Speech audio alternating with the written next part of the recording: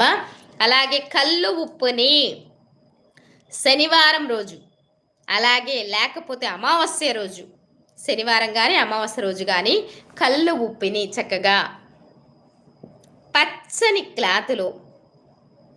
క్లాతులో కల్లు ఉప్పు వేసి అమ్మవారి దగ్గర పెట్టి చక్కగా దీపారాధన చేసి ఓం శ్రీ మాత్రే నమః నమస్కరించుకొని ఆ కల్లు ఉప్పుని పచ్చని క్లాతులో 4 పచ్చని క్లాతులు ఉండాలి, సరేనా?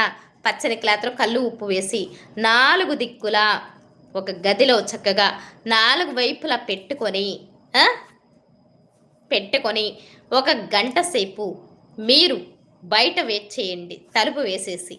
ఆ గంట సేపు కూడా శనివారం కానీ అమావాస్య రోజు మాత్రం కానీ చక్కగా గడియ వేసి చక్కగా మీరు బయట వెయిట్ చేయండి. 1 గంట సేపు తలుపు తీయొద్దు.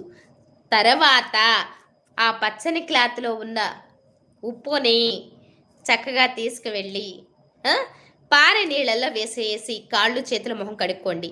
ఎప్పుడైతే ఇలా చేస్తారో పరిహారం ఖచ్చితంగా మీకు ఆ గంట సేపు బయట వెయిట్ చేయమన్నాను కదా, అప్పుడు ఆ పచ్చని క్లాత్లో ఉన్న దొడ్డుప్పు ఖచ్చితంగా మీ ఇంట్లో ఉన్న ఎనర్జీ అంటే మీకు ఉన్న శక్తులు అంటే మీకు ఆర్థిక పరిస్థితికి ఉన్న దంతా పుంజుకొని మీకు చక్కగా ఆర్థిక పరిస్థితులు కలిగేటట్టు చక్కగా మీకు లాభదాయకంగా ఉండేటట్టు ఆ కల్లు ఉప్పు అయితే మంచి పొజిషన్ తీసుకొచ్చే స్థాయికి అయితే ఖచ్చితంగా ఎదుగుతారమ్మా.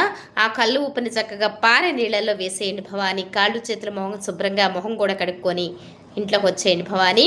గంట సేపు వెయిట్ చేయండి, మీకు అంతా శుభదాయకంగానే ఉంటుంది, సరేనా రాంబా భవాని?